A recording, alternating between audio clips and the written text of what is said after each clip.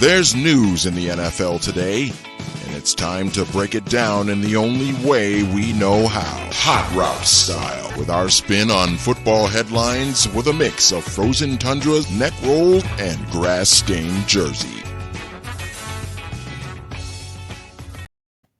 Hello and welcome back to Hot Routes. I'm your host, as always, Paul Hodowanic, and a familiar guest to everyone, Matthew Coller. Matt, how are we doing? You been busy at all today?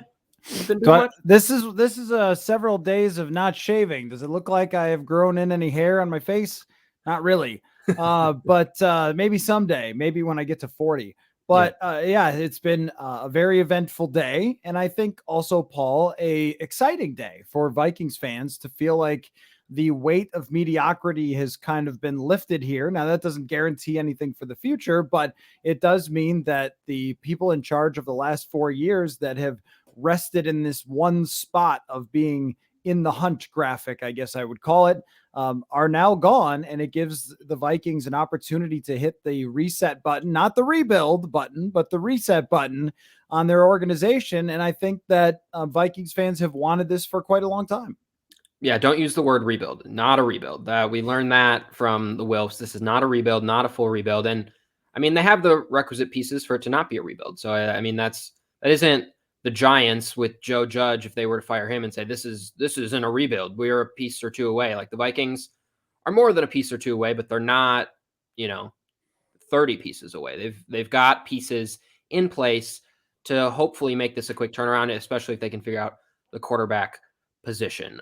So we're going to do Hot Routes. Everything is going to be coaching related, lots of Vikings topics and just general coaching stuff. But I want to start because I listened to the Purple Insider podcast you did today with Sam and PFF Eric, and Eric said this was the top job. He ranked this as the top job. And that was interesting to me because I had already read one or two articles that were already ranking like prospective jobs. And really, the Vikings, I haven't seen them at one, and I've really seen them further down to the bottom and kind of in the middle of the pack. And so I wanted to hear it from you, just where you would rank the Vikings job alongside all the other openings. So that right now there's 6 of them. We can rank all 6, or you can just put the Vikings where you think they'd be, whatever you want to do. Sure. I think it's the most favorable job in the NFL right now because of the Wilf ownership. I mean, if you think about how patient they were with Mike Zimmer and Rick Spielman, if you're a general manager coming in, you know that you're not going to be evaluated on next year and then just fired if it doesn't work out, or you know that you're not, if you're a coach, going to be a victim of what happened to Brian Flores, who got their season turned around and they were right there at the end in the playoff race. And it seems like they've become a more stable franchise with Brian Flores, and he gets axed for what reasons. I'm not really quite sure. I'll be interested to read some of the reporting that comes out of Miami on why they moved on. But does anybody want to take that job when they just axed their head coach after a year where they were competitive and played so well down the stretch? I'm not so sure that would be it. I mean, to give Zimmer, there was a good argument for moving on after 2019 when they really should have hit the reset button on the organization. But to give Zimmer 2 more years to get it turned around, to go 7-9 in 2020, and to get another opportunity this year, the amount of investment that the Wilfs have put into this thing, think about all the contracts that have been revamped. Think about the practice facility, the stadium, the fan base. Everything is very stable, very strong. And I don't say this to pander. Vikings fans, when it's good, they really show up, and they even show up when it's not good. They're just less loud. As you found out from being in the stands in the game against Chicago, that the stadium still put a lot of people in there. I think that it's a great opportunity also for a coach to come in and decide on what he wants to do at quarterback, and the same for a general manager. Do you want to draft your own guy? Do you want to see if you could turn around Kirk Cousins? That's, I think, a decision that always GMs or coaches are going to like, is that they can make that decision. But also, you don't have to worry about playmakers. I mean, because you have one of the league's best receivers, to the point where when Justin Jefferson is one of the most targeted receivers in the league, we're still saying, why didn't you target him more? and was 17 yards away from breaking Randy Moss's franchise record for receiving when he's 22 years old. I mean, who doesn't want that? And then not even to mention to have 2 stable tackles with Darisaw playing well. I mean, it's a good situation on that side of the ball, especially for an offensive head coach to come in and figure out where they want to go. And then they have to try to rebuild the defense, which I think is less challenging than, say getting someone like Justin Jefferson. So I do view it like that. And a lot of the other situations, Jacksonville, Chicago's owner talked today and was a complete mess. Yes. The Vikings, you could say this. I mean, Mark Wilf, I don't ever blame people for being bland if it's along the lines of being professional. And so Mark Wilf, of course, was not going to come out and say to us, oh yeah, guys, here's the whole plan. That's fair enough. But very professional in his approach. And then you watch Chicago and you go, what? You watch Jacksonville and what they're doing. And, Urban Meyer, and then Bill O'Brien's name is being tossed about. There's a lot of these situations that are just not very attractive at all, even from the ownership standpoint. The Vikings are not a team that changes coaches that often, I think, for a reason, because they have valued stability and they've created that here over the years. Yeah, I think if you're just analyzing based on like roster and cap space of all of them, I don't think the Vikings are number one. I think you probably look to the Broncos there. They've got 45 million, I think, in cap space, plus lots of talent on the offensive side of the ball. But the reason I also put the Vikings at number one, and the reason I guess I'm counting Vegas in this too. I guess they currently have an opening if they're going to keep Bisaccia or not. But the reason I wouldn't put either of those, the Vegas or the Broncos, number one is, they have to go up against the Chiefs and Justin Herbert every single game, or like twice a year, every single year. The Vikings, I mean, if Rodgers leaves, this division is wide open. And so you might not have the best roster in the first year, 2 years. You might not even have the best team, but you're going to be in the best situation. And like you stated, with all the off-field stuff, with the Wilfs and with the practice facility, I think those are some of the things that maybe when people are looking at it nationally, they're not considering as much. And then the Kirk Cousins contract is just kind of this albatross or at least that's how people are viewing it. But I thought Eric made a great point on the podcast today.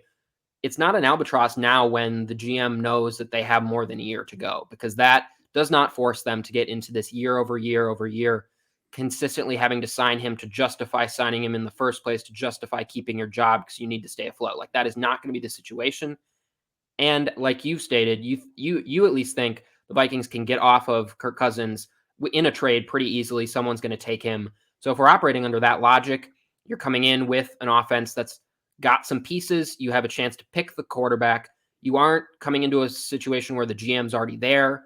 That sounds like what's going to be happening in Jacksonville. That sounds like what would be happening maybe with the Raiders if Mike Mayock stays. Like, for a head coach, you're really coming into a clean slate, and just knowing you're going to have the job security. I think the Vikings have to be at the top of the list, but I wouldn't argue if you're just going off roster alone, they're probably a little bit further down there. But there's just too much dysfunction in Jacksonville, too much dysfunction with Chicago, too much dysfunction now with Miami to feel good about either of those. Somehow the Vikings, who have been a dysfunctional franchise at least this year, suddenly look like the cleanest option, which pretty remarkable. But I guess that's usually what happens when you're with other teams that have fired their coaches. Not exactly the most stable of franchises.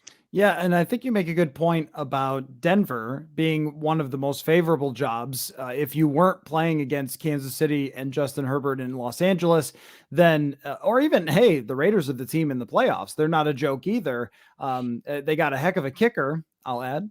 But so the division makes it really tough, and that's not going away. I don't know if Derek Carr is going to be moved or anything like that, but he got him to the postseason, and he's a good quarterback at very least that's going to be around in the playoff race every year. And then you have one rising star quarterback, and the other one might have a case soon for being the best quarterback ever if he reaches another Super Bowl. So that does make it extremely difficult for them. And I think they tried to, let's get a game manager, let's play defense kind of thing, but that's just so hard to pull off in the NFL today. And I don't know how attractive that is because of it, because you might be getting hired to be fired eventually, unless you find your own great quarterback, which, I think that Denver and possibly Minnesota will be two teams drafting in about the same spot in the draft, both looking to change their franchise's future with quarterbacks. So that is a nice part of the job if you're joining Denver.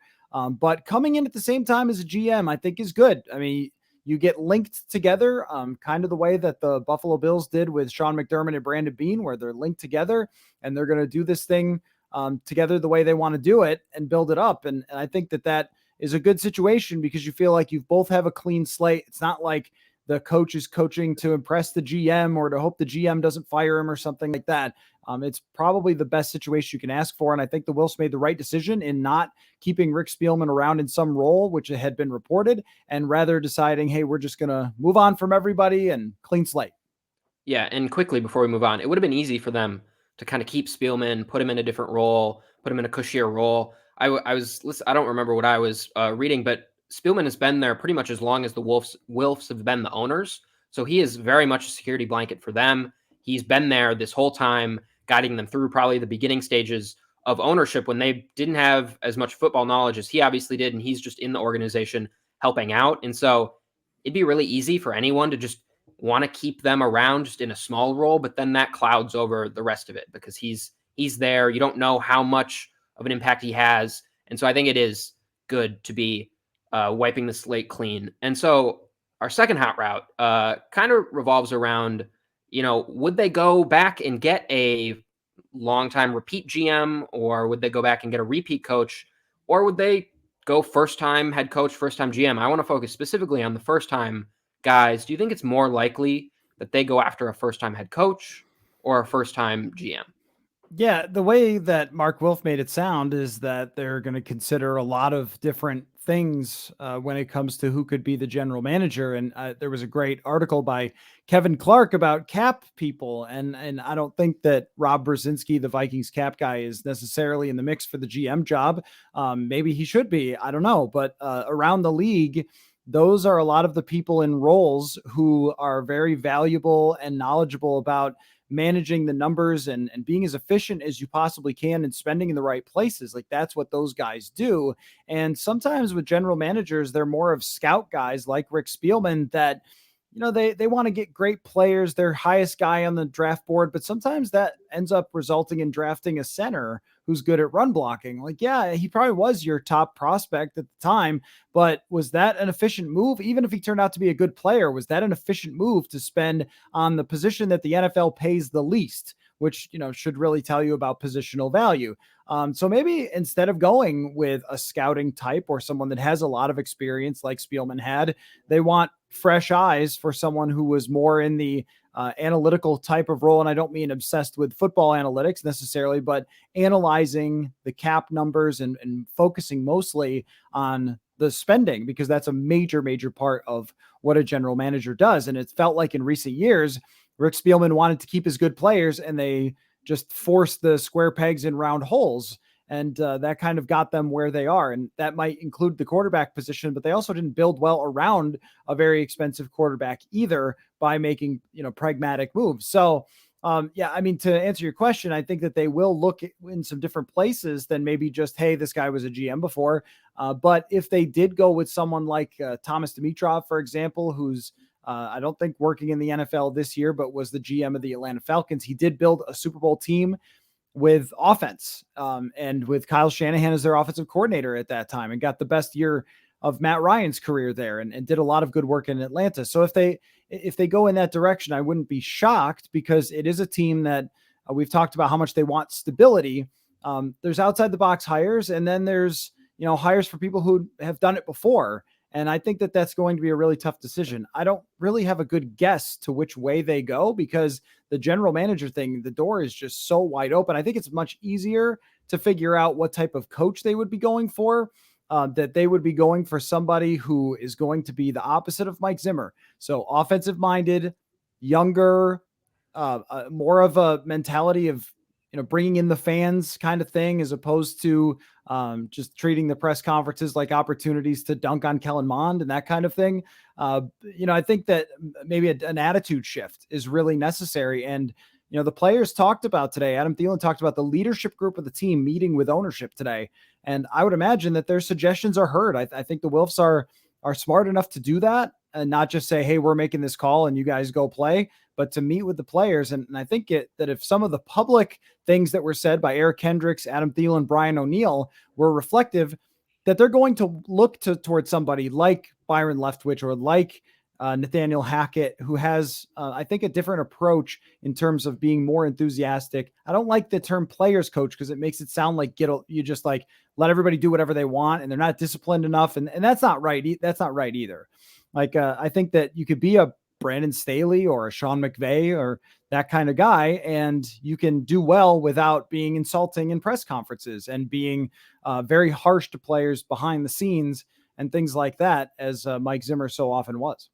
Yeah, and just kind of hearing your rationale and going through it myself, if I were answering this question, I feel like more likely would be a first-time head coach, only in that it does kind of go to the antithesis of or what Zimmer was. They're going to be younger, they're going to be offensive-minded, and if you look at some of the coaches, kind of the retread hires, you're looking at like Dan Quinn, you're looking at Todd Bowles, you're looking at Leslie Frazier. All those guys are defensive coaches. Maybe you're looking at Doug Peterson. Does he fit exactly the mold that they would want? Those are just some of the repeat coaches. So I think in terms of if we're looking at what's more likely, and as we know, teams tend to go for the opposite of what they just did, that would seem like it would trend more towards a first-year head coach. And then on the GM piece, I also read Kevin's piece up on the Ringer, and it was really good. But part of the reason he wrote it is because a lot of times it is retread GMs, and he was basically advocating for it not. So if we're going in the likelihood, teams recently have been more obsessed with getting the first-time head coach that could be the new hotshot play caller. And so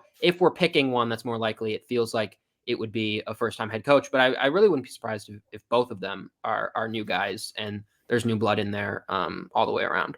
Yeah, and I think that, there's some organizations where, look, it's always hard to tell. Is the assistant GM good or not? I mean, the Minnesota Wild ran into this once by hiring Nashville's assistant general manager, and that didn't work out so good. And the right-hand man in Houston did not work out so good for the Minnesota Timberwolves. So it's not always a perfect model, but when you look around the league and you look at Kansas City's front office, of course, the way that they've worked around already, what Patrick Mahomes is getting paid. And, I'm surprised that front office hasn't been poached a little bit more. So there's a place to look. Also, Buffalo.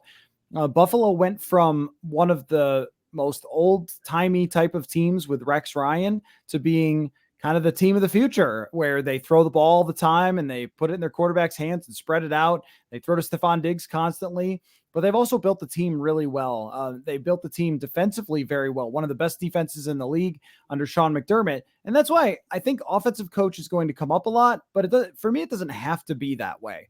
That if it's a defensive coach and he understands, say, like game management and understands player management and knows how to maybe, I like their buzzword of collaborate, this collaborative effort within the organization, as opposed to just being, two guys who are calling all the shots. I think that's fine. Like if you want to go that defensive route, as long as you've got a plan to be a team that is building around its quarterback and doing everything you can, as opposed to sort of working against your offensive coordinator and quarterback, as it felt like so often Mike Zimmer was.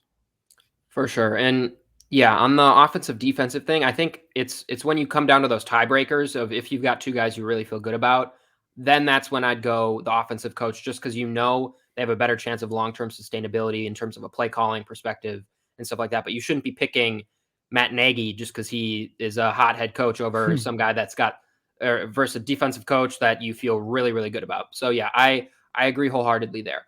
I want to know, because I think one word that stuck out from the press conference today was deliberate.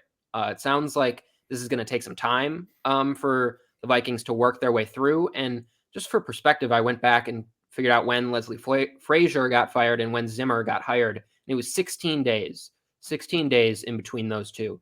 And so I'm not going to go with 16 days because if they got to hire a GM and a head coach, but I want to know over under in your mind 25 days. So that's 3.5 weeks.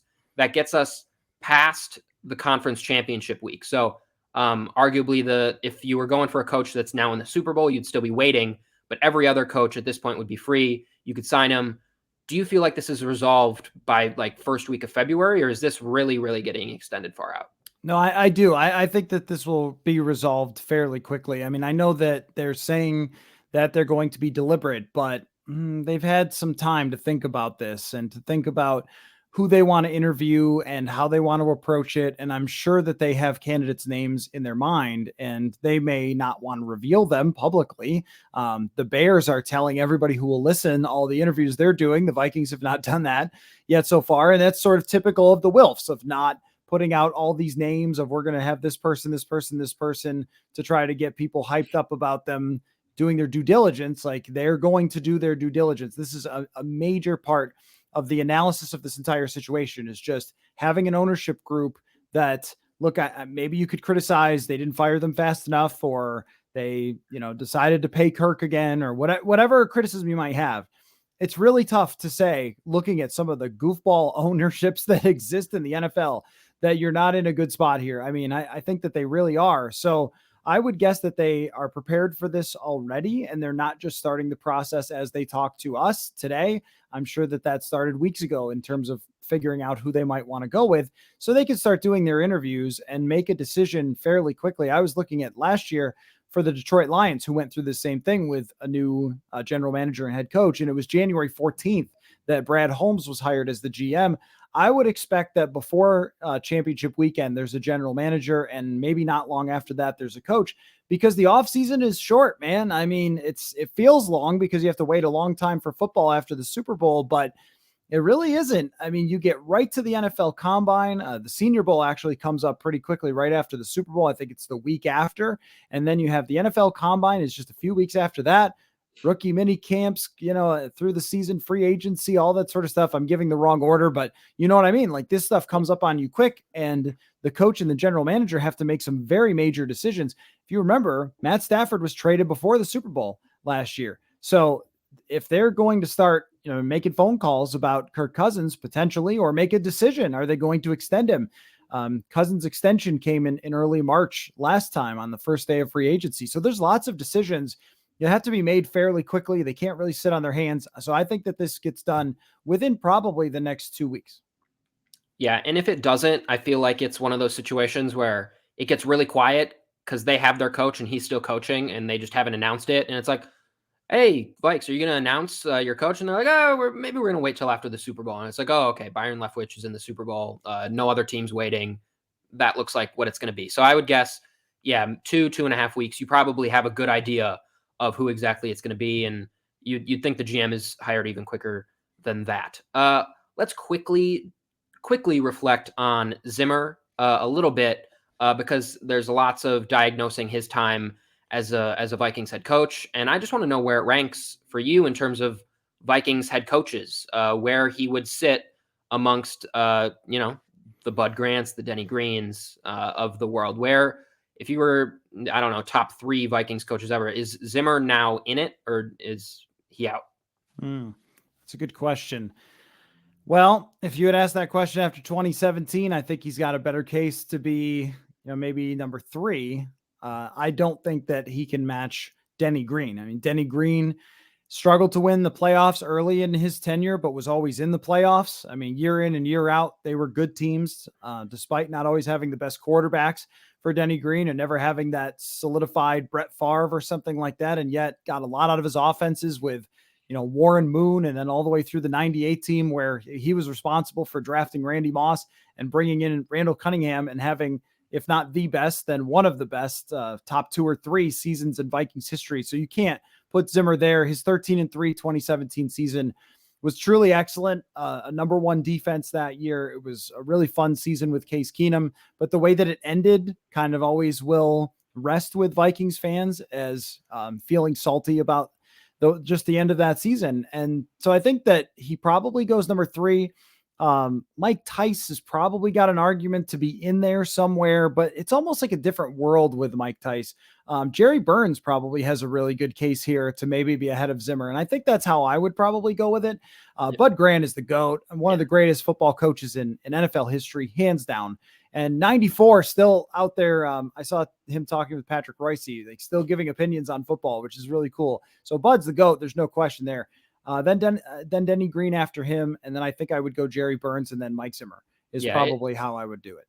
Yeah, it really comes down to Burns versus Zimmer. And I mean, when you look at their records, it's pretty eerily similar. Jerry Burns, I think, was 6 years, 547 win percentage.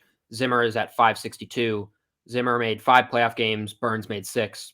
Burns' teams went 3-3 in the playoffs. Zimmer's went 2-3. So really, really very close in I guess our last a little bit longer than him, but he's right in that range. And I think it's weird to think, oh, Zimmer's a top 3 head coach with what it's been like the last couple weeks as this tenure has winded down. And I think his tenure will grow on fans as years go by, but right now in the thick of it, it doesn't feel like that as much.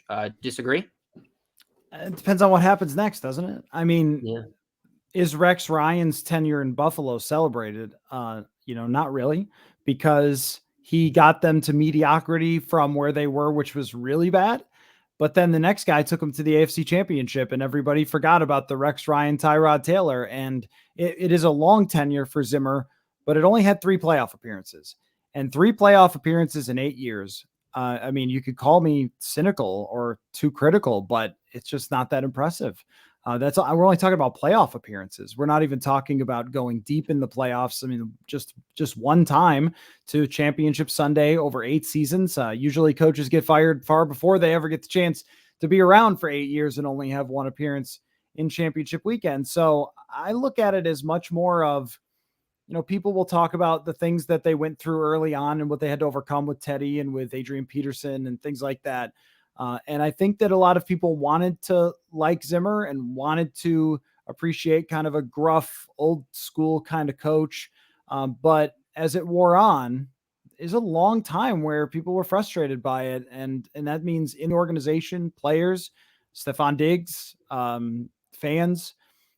Really, I mean, when half of your tenure is marred by under achieving, 3 of the last 4 years, they've hit the under by Vegas standards. That's a lot. That's a long time to have not reached where you were supposed to go.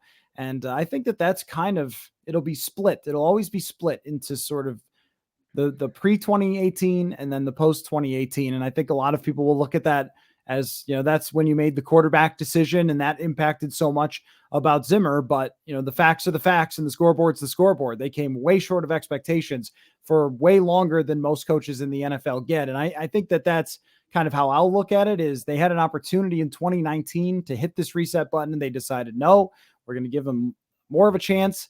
And the last 2 years have just been very disappointing for Vikings fans. Well, we will be covering what it looks like next. The next few weeks are going to have a very pivotal, play very pivotal in the next 4, 5, 10 years. Who knows how long of the franchise? And we will be here on our YouTube page. Matt will continue to churn out pods, the Purple Insider Pod, and content at purpleinsider.substack and at Bring Me the News, also featured on Bring Me the News. So keep lookout for all of that. I'm sure we'll be talking much more head coaching searches next week on Hot Routes. Matt, thank you for joining us. Yep, thanks. I'll shave next time and maybe dress better. I shaved for this, so I don't. It's been a long day. They announced it at 8 o'clock in the morning. It's been a long day. All right.